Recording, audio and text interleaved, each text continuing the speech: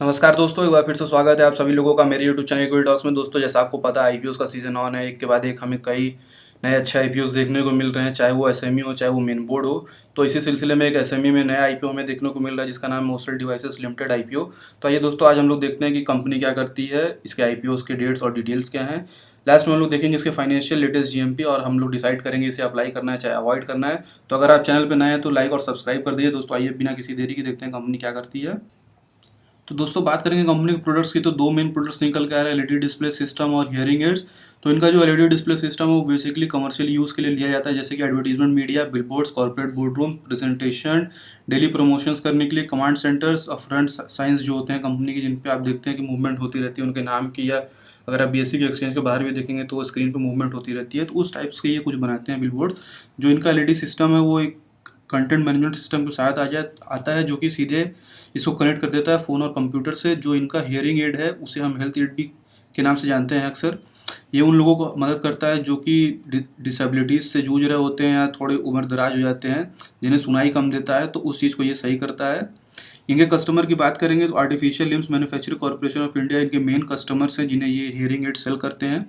इनके manufacturing facility की बात करें तो ग्रेटर नोएडा में, जो कि इनॉग्रेट किया था former union minister Shri Pratap Sarangi ji ने। प्लांट की प्रोडक्शन कैपेसिटी की बात करेंगे तो 15,000 स्क्वायर फीट पर एलईडी पर ईयर इनका डिस्प्लेस का ये प्रोडक्शन है।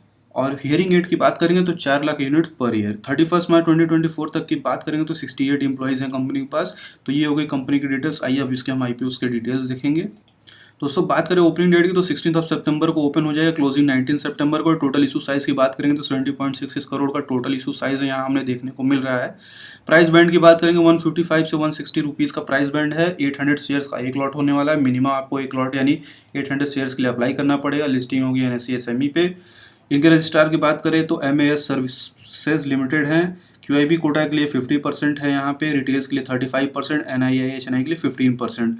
तो दोस्तों ये थी डिटेल्स कुछ आईपीओ। आइए हम अलॉटमेंट के डिटेल्स भी देख लेते हैं कि अलॉटमेंट किस दिन होगा। 20 सितंबर को अलॉटमेंट होगा, 23 को रिफंड और सेम डेट को शेयर ट्रांसफर होंगे, और लिस्टिंग हमें 24 सितंबर को देखने को मिलेगी दोस्तों। तो ये हो गई आईपीओ के कुछ डेट्स। आइए हम आगे चलते हैं दोस्तों, बात करते हैं कंपटीटिव की स्ट्रेंथ की। कंपनी क्या करती है, उनकी कंपटीटिव स्ट्रेंथ क्या है। Specialise LED display systems, hearing aids manufacture with long standing market presence, geographical presence, quality assurance, quality control, strong cordial and long term relationship with customer client, cost effective production and timely fulfilment of order, well experience management team, market customers हैं, post service and support ये देते हैं, post sale service support. Company के promoters की बात करेंगे तो राजेंद्र रवि, संकेत मिश्रा, ज्योत्सना जवाहर हैं। आइए कंपनी के फाइनेंशियल्स की बात करते हैं, जो कि काफ़ी इंपॉर्टेंट फैक्टर होता है किसी भी आईपीओ का। बात करें कंपनी फाइनेंशियल्स की तो 31 मार्च 2022 तक 65.55 करोड़ का इनका रेवेन्यू था। एक्सपेंडिचर की बात करेंगे तो 62.56 करोड़ का इनका एक्सपेंस था। प्रॉफिट आफ्टर टैक्स 2.12 करोड़ का है। बोरोइंग 8.62 करोड़ के हैं। 31 मार्च 2022 तक इनका रेवेन्यू बढ़ के 81.95 करोड़ हो गया था। एक्सपेंडिचर बढ़ के 74.98 करोड़ और profit after tax just double हो चुका है दोस्तों, 4.66 करोड़। और बोरोइंग यानी कर्जा भी काफ़ी बढ़ चुका है, 17.82 करोड़ का। 31 मार्च 2024 तक की बात करें तो रेवेन्यू 65 करोड़ से बढ़ के 132.66 करोड़ पे आ चुका है। टोटल एक्सपेंस भी इनका काफ़ी बढ़ के 114 करोड़ पे आ चुका। प्रॉफिट आफ्टर टैक्स पिछले साल से 3 गुना बढ़ के 13.05 करोड़ पे है और कर्जा भी काफ़ी बढ़ के 25.45 करोड़ पे है। तो इनका प्रॉफिट आफ्टर टैक्स दोस्तों काफ़ी अच्छा बढ़ा है पिछले 3 सालों में। लेकिन आपको थोड़ा और रिसर्च करना पड़ेगा क्या पिछले 3 ही सालों में बढ़ा है, क्योंकि एसएमई कैटेगरी में हमें जो मेन आईपीओस देखने को मिल रहे हैं उनका हाल ही में वो प्रॉफिटेबल हुए हैं, तो वो सीधे अब आईपीओ के थ्रू पैसा रेस कर रहे हैं, तो ये चीज़ आपको देखनी पड़ेगी। रिटर्न ऑन इक्विटी की बात करेंगे 34.68 का है। रिटर्न ऑन कैपिटल एम्प्लॉयड 43 का है। रिटर्न ऑन नेटवर्थ 51 का है। पीएवी रेशियो 7.29 का है। प्रॉफिट आफ्टर टैक्स मार्जिन ठीक है, 9.87 का है।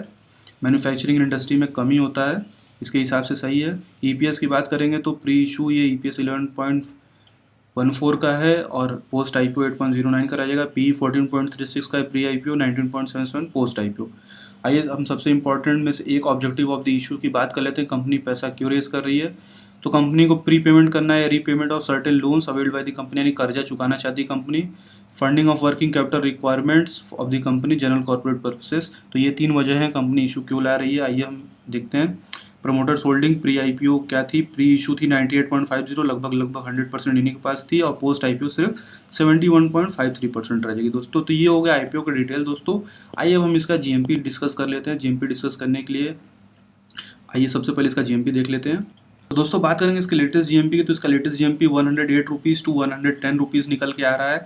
अगर इसे हम परसेंटेज में देखेंगे तो कहीं ना कहीं वो 68% का इसका ग्रे मार्केट प्रीमियम है, तो काफ़ी अच्छे प्रीमियम्स है दोस्तों। अगर बात करेंगे अप्लाई करना है या अवॉइड करना है, तो दोस्तों इसमें हमें अवॉइड नहीं अप्लाई करना है।